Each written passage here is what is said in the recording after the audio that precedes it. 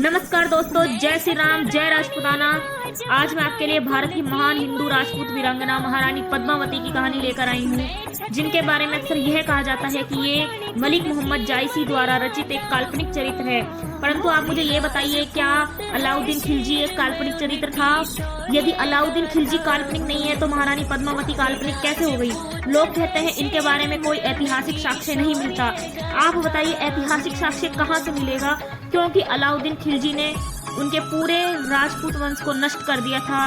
उन राजपूत राजाओं को धोखे से उसने मार गिराया था और सारी रानियों ने जोहर कर लिया था। तो वहाँ इतिहास रचने कौन भगवान बैठता? आप मुझे ये बताइए। तो मेरा तो यही कहना है कि महारानी पद्मावती एक वास्तविक चरित्र थी, और महारानी पद्मावती ही नहीं, बहुत सारी रानियां थीं ऐसी जिन्होंने जोहर किया था। तो राजपूतों के शौर्य को झुटलाया नहीं जा सकता। तो आइए शुरू करते हैं।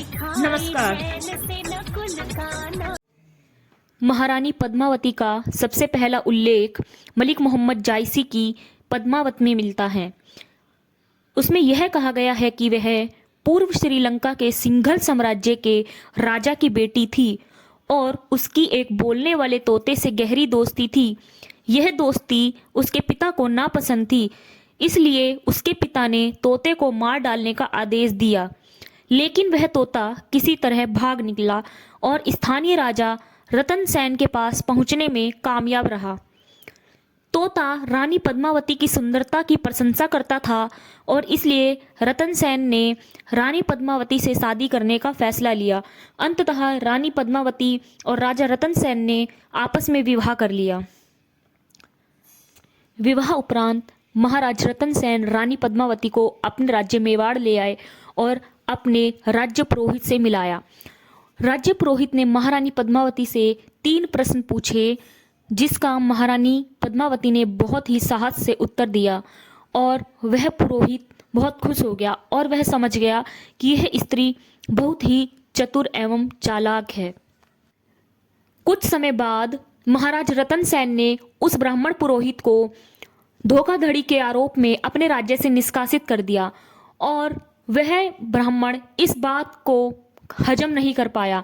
उसके हृदय में ये बात हमेशा खलती रही और वह महाराज रतन सेन के विध्वंस की इच्छा लेकर अलाउद्दीन खिलजी के दरबार में गया और उसने अलाउद्दीन खिलजी को कहा कि इस संसार में एक ऐसी स्त्री है जो युद्ध कला में पूर्णतः पारंगत है और इस दुनिया की सबसे सुंदर स्त्री है। ऐसी स्त्री तुमने संपूर्ण विश्व में कहीं नहीं देखी होगी। अलाउद्दीन खिलजी एक ऐसी मानसिकता का व्यक्ति था कि वो चाहता था कि इस दुनिया की हर नायाब चीज़ मेरे पास होनी चाहिए।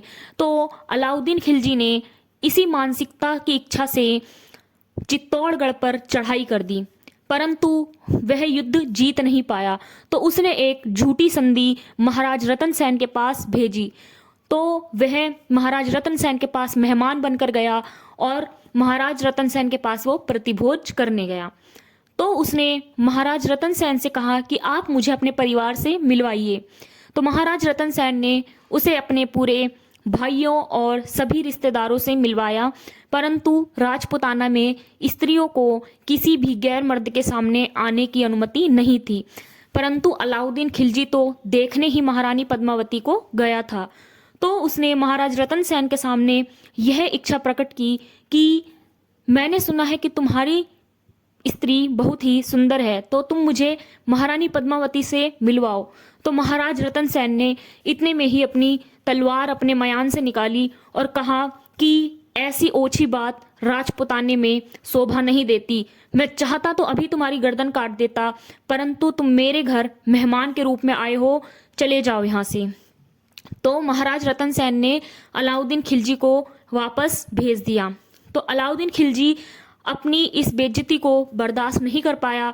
उसने चित्तौड़गढ़ के आने वाले सारे राशन पानी को बंद करवा दिया और चित्तौड़गढ़ में और अलाउद्दीन खिलजी के बीच एक बहुत लंबा युद्ध चला, जिसमें उसने धोखे से महाराज रतन सेन की हत्या कर दी।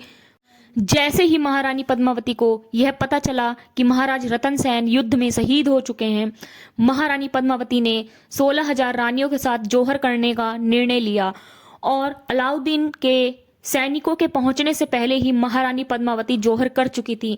जब अलाउद्दीन खिलजी राज दरबार के गेट पर पहुंचा तो अलाउद्दीन खिलजी महारानी पद्मावती की राख को भी नहीं ढूंढ पाया और यही अलाउद्दीन खिलजी की सबसे बड़ी हार थी।